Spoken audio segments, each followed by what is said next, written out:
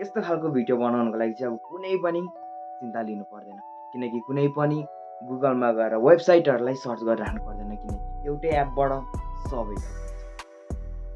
एपलाई open गरिसकेपछि starting पोइन्टमा थिच्नु होला, कुन ठाउँदेखि जाने हो त्यो ठाउँ लगाउनु होला फर्स्टमा, र अर्कोपट्टि चाहिँ डेस्टिनेसन छान्नु होला, कुन ठाउँदेखि कुन ठाउँसम्म जानुहुने, र त्यो छानिसकेपछि आफ्नो गाडीहरूलाई कसरी कुदाको यताउता बनाउने हो होइन त्यो गर्नु होला। यो गाडी जस्तो देखिएकोमा एकैछिन होल्ड गर्नुभयो भने यसरी तपाईँको अरू भेहिकलहरू पनि देख्न सक्नुहुन्छ, जुन चाहिँ गाडी डुङ्गा सबै थोक्छ, र एउटा चोइस गर्नु होला जुन तपाईँलाई इच्छा लाग्छ। प्ले बटनमा थिचेर चाहिँ तपाईँले आफ्नो म्यापलाई चाहिँ क्रिएट गर्न सक्नुहुन्छ, र आफ्नो ट्राभलिङ गाडीलाई ठुलो सानो कस्तो बनाउने हो तपाईँको इच्छा अनुसार बनाउन सक्नुहुन्छ। 1 मिनेट 20 सेकेन्ड कतिको बनाउनु हो भिडियो त्यो पनि तपाईँहरूले आरामले बनाउन सक्नुहुन्छ, र गाडीले कति किलोमिटर कुदिसक्यो त्यो पनि तपाईँहरूले सिम्पली देखाउन सक्नुहुन्छ।